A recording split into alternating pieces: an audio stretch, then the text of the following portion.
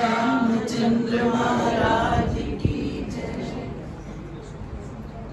हृदय मंदिर में आसीन मेरे इष्ट देव भगवान के चरणों में कोटि कोटि दंडवत प्रणाम। सारशक मिशन का अर्चनीय वंदनीय संत समाज, उनके चरणों में भी नमन।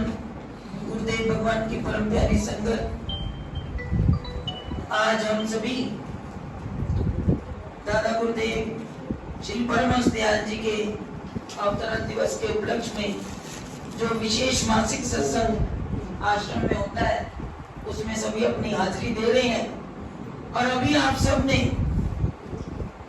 अपने हृदय देव श्री सार प्रभु स्वामी गुरु शरणानंद जी महाराज, स्वामी धर्मानंद जी महाराज, उनके पावन दर्शन भी किए, उनकी अमृतमय वाणी उसको श्रवण किया, अपने हृदय की प्यास को भी बुझाया, आंखों की प्यास को भी बुझाया, और जो उनके दिव्य वचन सुने उसके बाद कुछ कहने की जरूरत ही नहीं पड़ती। अगर उनके एक एक वचन को हम सुनकर, जैसा अभी महात्मा जी ने कहा कि श्रवण मनन और निध्यासन, सुनो फिर समझो और फिर उसके बाद उस पर चलने का प्रयत्न करो। अगर हम जो आज वचन हमें सुनने को मिले हैं उनके ऊपर हम चलें, तो समझो जीवन की सारी रास्ते जो हैं वो बड़े सुंदर, बड़े सुलभ और बड़े आनंददायी बन सकते हैं। लेकिन हम हैं कि हमारे हृदयों पर एक पट्टी लिखी हुई है, हम सुधरेंगे नहीं।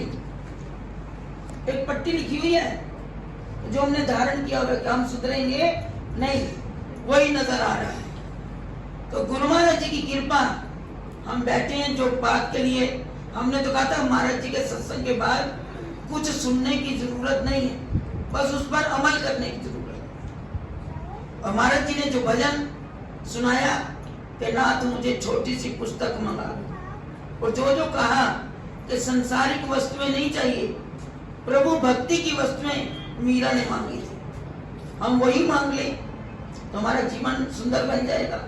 जो स्वामी जी ने कहा कि हजूर महाराज जी ने कहा था अंध विद्यालय गए, मैं जोड़ने के लिए आया हूँ, तोड़ने के लिए नहीं आया। और स्वामी जी ने कहा कई कुहाड़ा दुष्ट जन तीनों जुदा करें, सुई सुहागा संत जन तीनों मेल करें। इसके ऊपर ही अमल कर ले तो हमारा जीवन बड़ा सुंदर बन जाएगा। और स्वामी जी ने जो कहा कि जीवन में वैराग्य की जरूरत है, भक्ति की जरूरत है, सदगुरु तो कृपा बांटते हैं, लेकिन उसको वही पा सकता है जिसके अंदर सत्संग है, भक्ति है और वैराग्य। तो इन तीन अपने दिव्य महापुरुषों के, अपने हृदय देव के, जिन जिन के भी इष्ट देव हैं, अगर वही उस मार्ग पर चल पड़े तो काया ही पलट जाती है। और स्वामी जी ने क्या कहा था कि गलती किसकी है?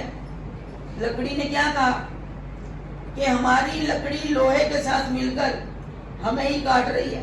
पेड़ कट रहे थे, कहते कसूर किसी का नहीं, हमारी लकड़ी लोहे के साथ मिल गई, अगर वो ना होती तो इसकी क्या हिम्मत थी हमें काटने की।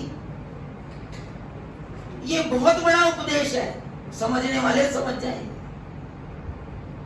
लेकिन हम जो है सुधर जाए, यही हुजूर फरमा रहे हैं। तो जिस बात के लिए कहा गया कि नहीं थोड़ी बात होनी चाहिए कि आज खुशियों भरा समय है और गुरुदेव भगवान की, दादा गुरुदेव भगवान जी की खुशियों में कई भक्तों के, कई बच्चों के 7 दिन हो रहे हैं ना, हम उत्सव मना रहे हैं, कईयों के जन्मदिन आए। तो आज वसुंधरा परिवार में से नरेंद्र वसुंधरा जी के पोते वसुंधरा जी का आज जन्मदिन है। देखो कितनी माता पिता दादा दादी को खुशी होती है, वो आज खुशी मना रहे हैं। लंगर भी बता दिया, तो उन्होंने तो कह दिया सब कुछ गुरुदेव के अर्पण को, लेकिन भाई जी के मुख से निकल गया, मनोजा जी के यहाँ से, लेकिन नाम भी क्यों लेना जरूरी हो जाता है? तो दूसरों को भी प्रेरणा मिलती है, झुकता कुछ भी नहीं है, प्रेरणा मिलती है कि हम भी गुरु दरबार में जाकर सेवा करें। तो आज उनके पोते के जन्मदिन के उपलक्ष्य में जो जो सेवाएं उन्होंने अर्पण की, तो गुरु महाराज जी के चरणों में हमारी यही अरदास है कि वो बच्चा, उसका भावी जीवन बड़ा सुंदर बने, गुरु महाराज जी की कृपा बनी रहे, वे दीर्घायु हो, अच्छे गुण उनके अंदर आए और गुरु महाराज जी उनके जीवन में सदा बढ़ोतरी करें, उनको उत्तरोत्तर उन्नति दें और अपनी भक्ति सेवा से भी वो परिवार तो पहले ही भरपूर है, तो उन बच्चों में भी सतगुरु की कृपा बनी रहे और वो गुरु महाराज जी के चरणों का दास बने, अपने माता पिता के चरणों का सेवा करने वाला बने, यही गुरु महाराज जी के चरणों से उसके लिए मांगते हैं। और आइए हम जो उसके जन्मदिन का केक रखा हुआ है, परिवार वाले आगरा से दादा दादी आए, संत जन भी आए, केक काटे, खुशियां मनाए, संत जन बधाई का गीत गाएंगे। आज के दादा गुरुदेव भगवान जी के जन्मदिन की आप सबको बहुत बहुत मुबारक, बहुत बहुत मुबारक। बोलो।